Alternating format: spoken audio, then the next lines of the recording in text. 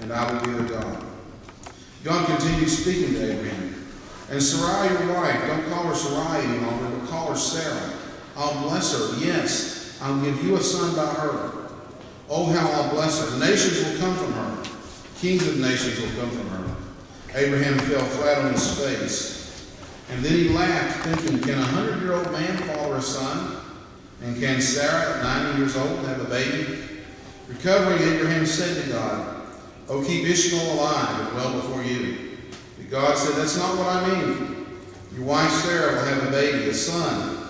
Name him Isaac, which means laughter. I'll establish my covenant with him and his descendants, a covenant that will last forever. And Ishmael, yes, I've heard your prayer for him. I'll also bless him. I'll make sure he has plenty of children, a huge family. He'll father 12 princes. I'll make him a great nation. But I'll establish my covenant with Isaac, whom Sarah will give you about this time next year. I love this story. It's an intriguing story. Abraham, the father of the Jewish faith, at 99 years old, he's been promised a child. At 75, I believe, and the promise did not come true for 24 years. How long have you been waiting on a promise from God? God never forgets his promises. God never forgets his promises. So he's 99 and the promise has not come true. Sarah got impatient, and Sarah decided that she needed to help God out alone. And how many times have you done that in your life? Waited for an answer to prayer when God didn't answer, you decided you would answer. And Sarah decided that Abraham should have a child by her maidservants that she could not conceive. And they had this child Ishmael born. And so when God says to him, Abraham at 99, you're going to have a son yet, Abraham kind of prays, well, God, we've got Ishmael. Well, let's just bless and let Ishmael be it. Why did he say that? We always hear about the great faith of Abraham, but that doesn't sound like great faith to me, does it you? At 99, to be told you're going to have a child.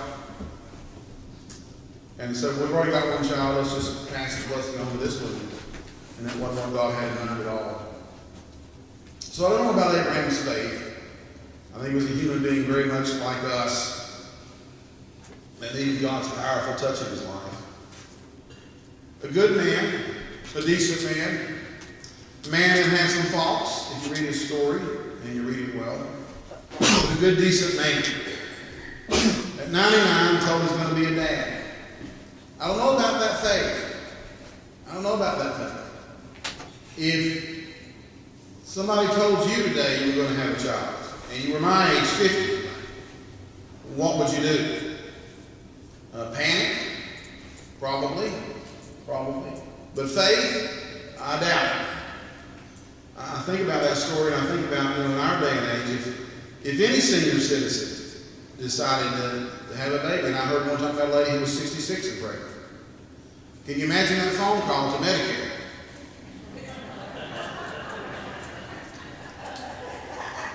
You finally get through to Medicare, and then you have to ask them for the maternity section in Medicare.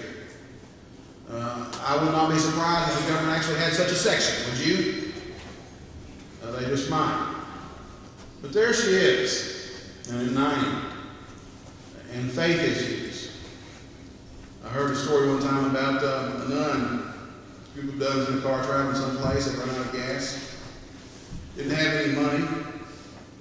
And one of the stronger nuns decided she would walk for help, and she gets out and she's got a little black habit on and all that stuff. She walks 2 miles to a gas station, gets to the gas station, and says to this gentleman who runs the place, me and my sisters are running out of gas down the road here, and we don't have any money. Could you do us a favor and bless God's work and just give us some gasoline? He said, well, yeah, I can do that, sister. He said, but I don't have a thing here to put it in.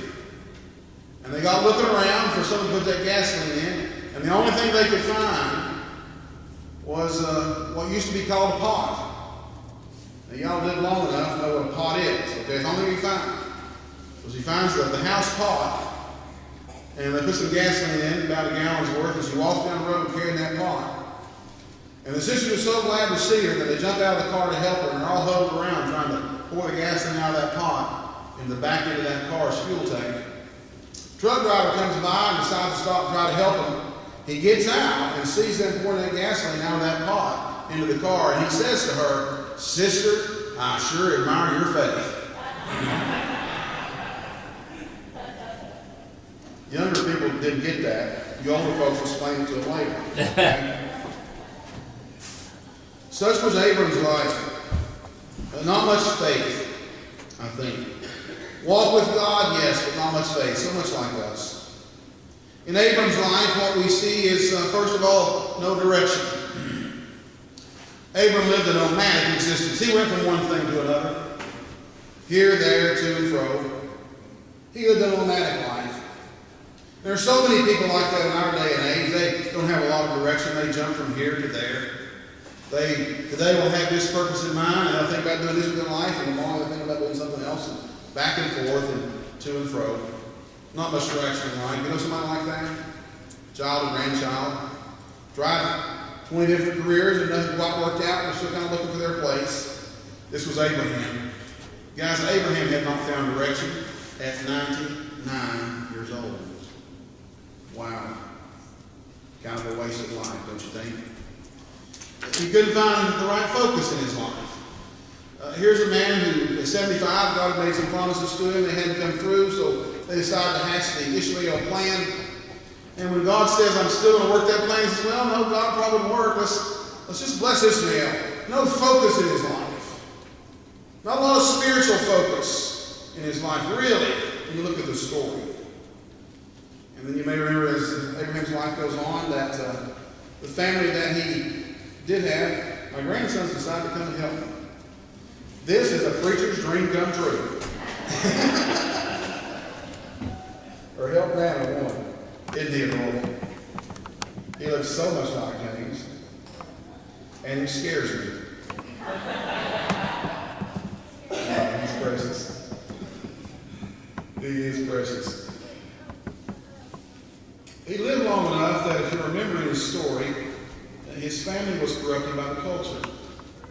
His nephew that he was close to, named Lot, went down to Sodom and lived there and really got into it. And his family loved the city of Sodom and Gomorrah. His life's not so unlike ours, is it?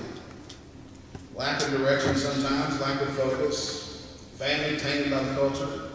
99 years old, no future, no legacy, no one to leave all the things he accumulated to in life, and that was Abram's life.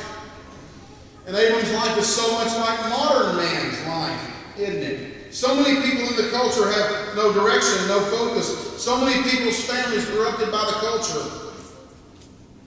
So many families just really don't have an optimistic outlook on life and not much of a future to look to. You think about a legacy, they're befuddled and have nothing to say. But something happened in Abram's life. He became Abraham. Look at Abraham's life with me. In his life, he had purpose. He was told by God. He was told by God to go with me to a land that I will show you. And he went. And he found that land, the land of Israel. All of a sudden, because God came into his life, he had purpose. Strangely, in this story, isn't God gracious and merciful? God says to him when he brings up Ishmael, "I've heard your prayers about Ishmael. I will bless Ishmael." Do you get the sense that Abraham knew that? I get the sense that he didn't. I get the sense that he prayed the prayer, but he wasn't really sure God would answer that. And God finally said to him, "Yeah, I've heard your prayer about Ishmael. I'm going to bless Ishmael. He's going to be a great nation also." But in Abraham's life, not only does he have purpose all of a sudden, he has prayer answered. In Abraham's life, all of a sudden, he has promise in his life. Promise in his life. All of a sudden, at 99, he realizes that old promise God really is going to fulfill. I am going to have a child. And God's saying to him, not just that he's going to have a child, but he's going to be a father of a great nation. And at 99, Abraham hadn't made the first step yet.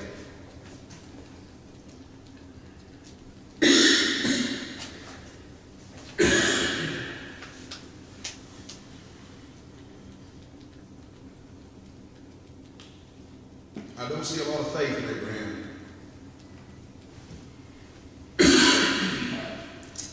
I wish Abraham was more like the old gentleman I heard about who was a confirmed bachelor, And finally, at 62, he met the woman of his dreams and decided to get married. And as he decided to get married, he started looking for a house near school. Older folks, young people didn't get that one again. You explained it to them after church. I wish I could say Abraham had that faith, but he didn't.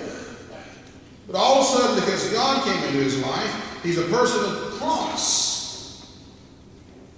And he's going to have a posterity. He's going to have a legacy. Now, you've got to put yourself in Abraham's spot. If you were 99 and you lived that long and still hadn't had a child, and God comes and says, I'm going to make you the father of a great nation, and you hadn't had the first child, it would take a great measure of faith to believe that, would it not? Indeed it would. So I don't want to be real hard on Abraham because I think he's us. But all of a sudden he has all these things. Once he had no direction, no focus, a family corrupted by the culture, no future, no legacy.